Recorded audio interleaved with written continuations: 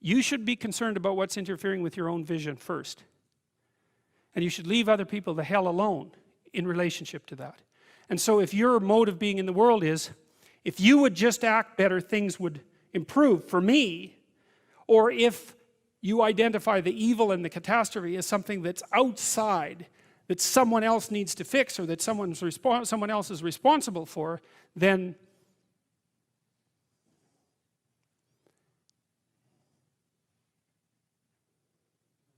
you're not going to fix that. And you're going to remain blind to the things that you're doing and not doing that make things not go well. And so it's just better to think, all right, I'm probably blind in many, many ways. And maybe there are some ways that I could rectify that, because it's highly probable that you're blind in all sorts of ways. I mean, in fact, it's virtually certain. And so it's just more useful to think, how is it that I'm wrong in this situation? I'll tell you something that I learned to do when I was arguing with my wife, which happened quite frequently, because when you actually communicate with people, you find out that there's many things that you don't agree on. And that's because you're actually different creatures.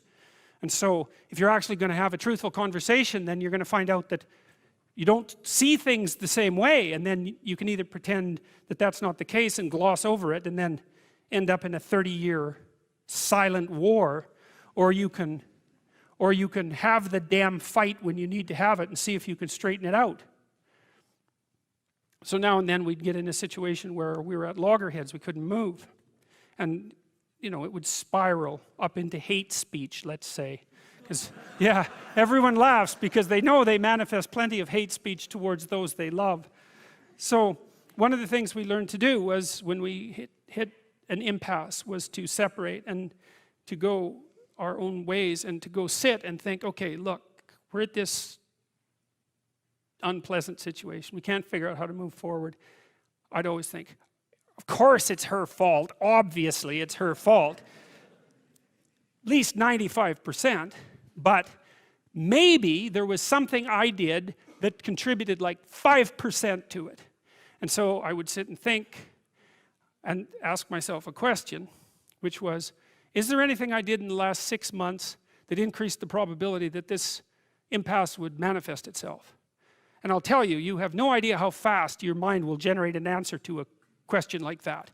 Because there's undoubtedly some idiotic thing that you did, that you know, that you remember, that increased the probability that you're going to have your hands around the throat of the person that you love. And then you can go tell them that.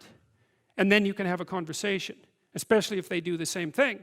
Say, look, you know, here's how I'm an idiot in this situation.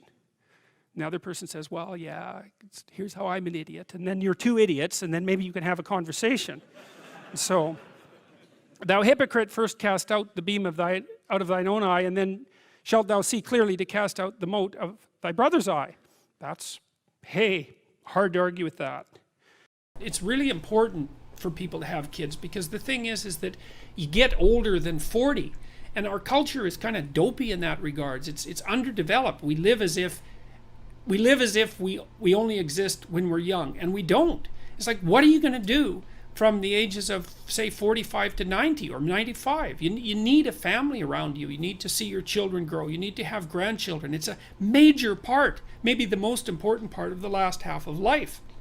Now, you said, being a highly creative woman, I find myself fearful that having kids will be spiritual suicide. Well, that's the part of your question that I would really address, because I would say, well, don't let them be spiritual suicide. You know, it may be that there's a certain amount of time that you need to take away from the kids, and this is the case for parents in general, so that you can pursue your own creative endeavors. Children do not have to devour your life. In fact, if you let them devour your life, then you'll hate them and you'll mistreat them. And so what you want to do is to set yourself up so that you can have children and have a life. And that's better for the children, and it's better for you. Like, children can be taught, encouraged to spend a fair bit of time, not when they're infants, obviously, but to spend a fair bit of time amusing themselves. And that's especially the case if you have more than one child, because they'll mutually amuse one another.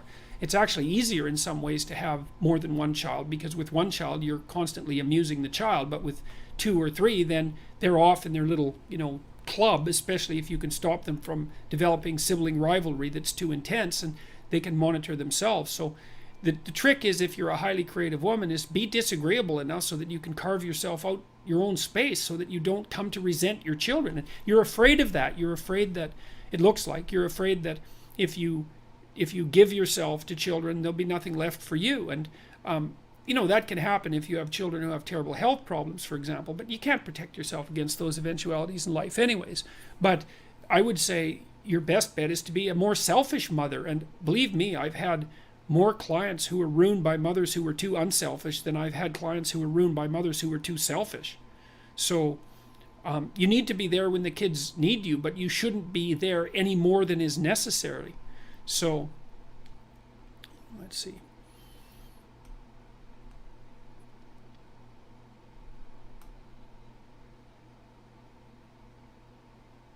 Adam Watts says, I feared having kids for the same reason. I'm a full-time pro artist. You make your own normal, said my therapist. JP is speaking the truth. Yeah, well, that's the thing. You know, don't be thinking that you can't organize your life when you have children. The thing about modern people is that they're terrified of children. And it's because they regard children as if they're miniature tyrants. And they can be, of course, because anyone will tyrannize over you if you allow them to. Perhaps not anyone, but virtually anyone. Why not regulate your children's behavior? I wrote a chapter in my new book called Don't Let Your Children Do Anything That Makes You Dislike Them. And that's like really serious advice. It's like, if you allow your children to conduct themselves around you in a manner that makes you dislike them, if you're being honest, if you're paying attention to the shadow side of yourself that can be aggressive and destructive, then if you allow your children to do things that make you dislike them, then having children is going to mess up your life. But you don't have to do that. You actually have a tremendous amount of control over the quality of your relationship with your children, and also the manner in which you choose to disperse your time. And I mean, if you're willing to think it through and be clear, you can be in charge of your household. The children don't have to be in charge. And it's not good for them to be in charge anyways. So people are afraid of children, and it's too bad, because children are absolutely wonderful. I mean, you have to be careful with them, and they get tired, and they get hungry, and they get hot, and they don't have an attention span that's as long as an adult who has a long attention span. But they're great company, and they're unbelievably comical, and they love you, and like they give back far more than they take if you have an ounce of sense when you're dealing with them. So yeah, so don't be afraid of children, man. You're the adult, for God's sake. You've got the upper hand, and if you have a partner you can rely on, well then, you know, you can both decide how it is that you're going to run your household so that you're actually thrilled to death that you have kids and that you have a life. All right, so let's say you have oriented yourself, but not perfectly, because you're full of mistakes and errors. So then what do you do? Because you have to fix those errors, but you still have to be oriented. And this is why I started to get interested in the phenomena of meaning as a phenomenological experience, to experience something as meaningful. It's not exactly obvious what that means, to experience something as meaningful. I think that you can approach it obliquely, you know, like if I said, watch yourself for 2 weeks and notice when you're doing something that you regard as meaningful. I could say, well, here's some markers. You lose a sense of time, you lose a sense of vulnerability, you're deeply engaged in it. It seems worth the effort, right? You forget yourself while you're doing it. Maybe you forget your existential concerns while you're doing it. You're not ruminating or obsessing about the meaning of your life, right? So there's markers for it. It's like the flow states that Csikszentmihalyi described. And then you can experience it. You experience it under certain sort of ritualistic conditions. You might experience it when you go see a great movie. You might experience it when you listen to music. I think music is a very, very standard pathway for people to have that kind of experience, because virtually everyone gets intimations of meaning from music. And I think music is hierarchically structured patterns that are representative of being laying itself out properly. It's something like that. So it's an abstract representation of proper being. And so we can grapple with the phenomena of music, and we can box, or phenomena of meaning, we can box it in a little bit and start to conceptualize it. We can start to conceptualize it perhaps as the manifestation of a deep instinct. And so I would say, well, meaning is what manifests itself when you've oriented yourself properly, and when you've optimized the flow of information between you and chaos. That might be the right way of thinking about it. Because you think about a piece of music, because you want it to be predictable, but you don't want it to be perfectly predictable. You want it to be predictable with some interesting variations, and predictable with some variations that make sense. And maybe you can conceptualize that as something like this. It's like, it's predictable at this order of stability, but it's varying down here from time to time. And so you've got stability there, but variability there, and you can handle that. So you want an overarching structure of stability with some internal variability. And maybe that's the way that you update yourself without falling apart.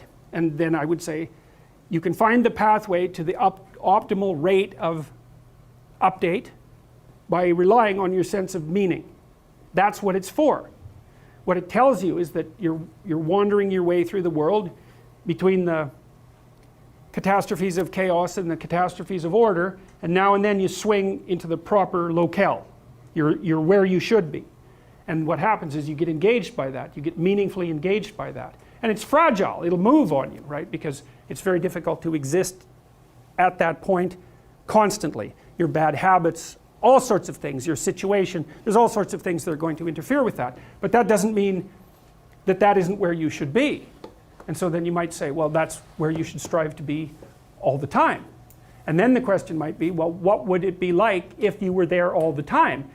And I think that's where intimations of paradise come from. I mean, when I think it was Wordsworth, talked about intimations of immortality in childhood, people tend to romanticize their childhood because of the sense of intense engagement that goes along with being a child. And it's one of the wonderful things about being around children, actually. They pay you for their care. And the way that children pay you for their care is that they turn normal things into magic again when you're around them, because you've seen it 100 times before. And so when you see it, you don't see it. You see what you already know. But when a child sees it, they don't, because they don't know. They see it, and then when you watch them see it, you see it too. And so it's tremendous fun leading a small child around to do things that you've done before, because they're so, they're like this. They're like all the time, and maybe that's too much, and they cry and they get upset and all of that, but a good part of the time it's just wild-eyed wonder, and then you can see the world through their eyes, and it's payment. And so that sense of being engaged like that is something that people love about children, and rightly so. But it's also a marker to the proper way of being. There's a dictum in this is a Jungian idea, that there's no difference between the archetype of the wise old man and the archetype of the child. They're the same thing. Because the wise old man is the person who found what he had in childhood but lost. Right? That's a very powerful motif, is that the purpose of maturation is to return to the state of childhood as a mature being. Not to stay in the state of childhood. That's Peter Pan. But to make the sacrifices necessary for maturation and then return. So, well, how do you do that? Well, you do that in part by noting what it is that's meaningful for you to engage in. I would say it's your nervous system reporting to you. Right hemisphere and left hemisphere balanced. The balance between chaos and order produces an output that says you are in the right place. It's a perception. The meaning is a perception of being in the right place. It's the genuine thing. However, because it can be pathologized, that's the thing, and that's why I think there's a call to virtue in most great religious traditions. If you're going to rely on your sense of meaning to orient you, you have to play a straight game, because otherwise you warp and twist the inputs, and then the mechanism won't function properly. It's like if you've blinded yourself to half the world, you can't use your perceptions to orient yourself properly, because the half of the world that you're ignoring is going to pop up at you unexpectedly and take you down. And so if your relationship with the world isn't pristine, honest primarily, then you can't rely on your own internal orienting mechanisms. And then you either fall into chaos, which is an absolute catastrophe, or you have to rely on some kind of external authority. And that makes you prone to possession by tyrannical ideologies, for example, which give you that sense of meaning that you should in fact have as a consequence of your own action.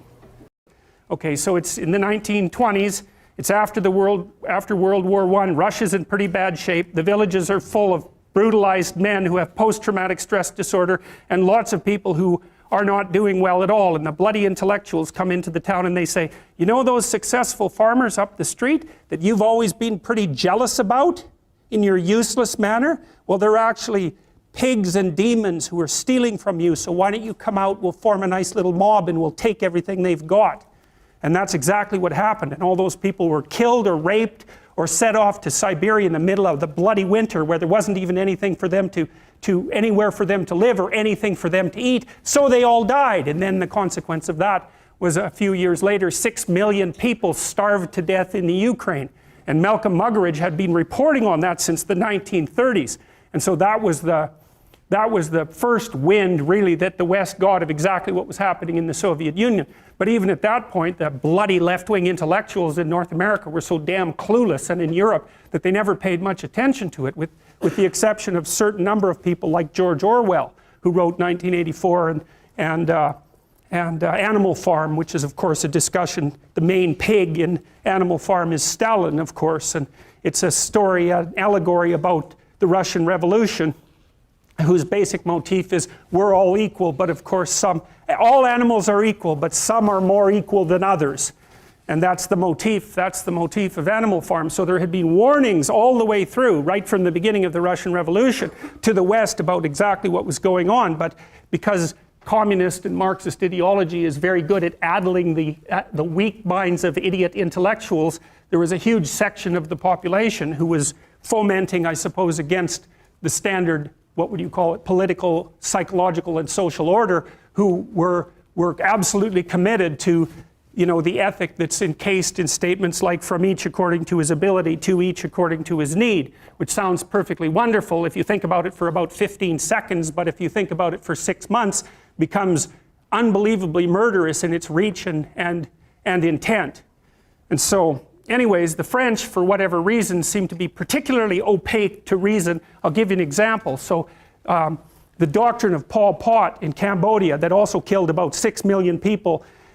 So what they did in Cambodia once the revolution occurred was decide that everyone in the city were parasites on the countryside, because the countryside full of farmers was where the primary production was taking place, and they regarded the city dwellers as parasites on that fundamental production. So they basically emptied out the cities and sent all the people in the cities out to work in the country as forced labor, and 6 million people died there. And the chief architect of that bloody project got his PhD from the Sorbonne and said exactly what he was going to do when he went back to Cambodia, was cheered along by the French intellectuals who thought that that was just a fine idea. So that's all background for why I don't think any of you guys really know much about 20th century history. So anyways, what happened in the 1970s when Solzhenitsyn published the Gulag Archipelago was that it was so brilliant, the book, and so overwhelming in its emotional and intellectual and historical power, that it became impossible for anyone to continue to claim that Marxism/communism had any intellectual or ethical integrity whatsoever. It was done. It was done.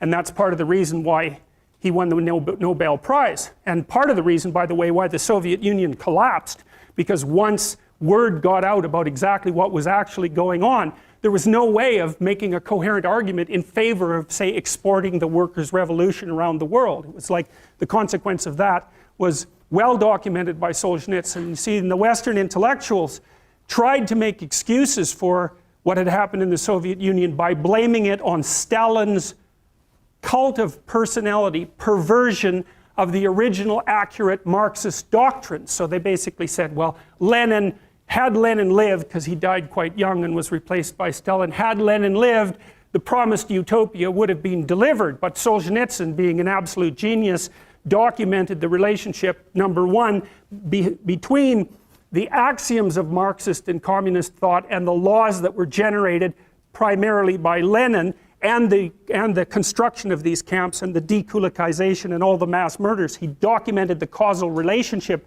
between them and laid them clearly at the feet, not of Stalin, but of Lenin.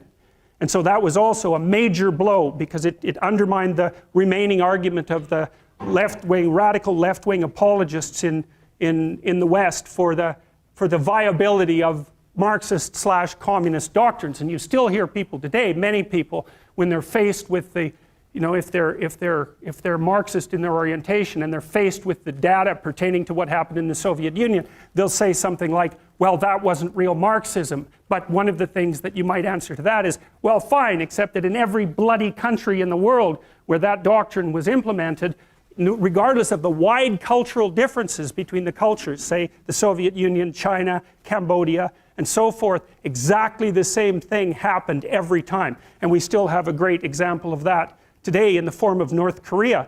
I don't know if you've ever looked at a map of the world at night. You know, you can get a map of the entire globe at night. You look at South Korea, it's lit up like jewels. It's nothing but light, like the east coast of the United States and Canada. And North Korea is dark. And the reason for that is that 50, 60 years of barbaric, communist, despotic rule means a country that's completely unindustrialized, where every single person is malnourished or starving to death, where everyone lives in terror all the time, and where there's nothing but the continual production of labor in labor camps, just like in the Soviet Union and Maoist China. So if we were willing to pay attention, we could still see examples of that today, and that's not an anomaly. North Korea is exactly what you'd expect given the doctrines upon which it's founded.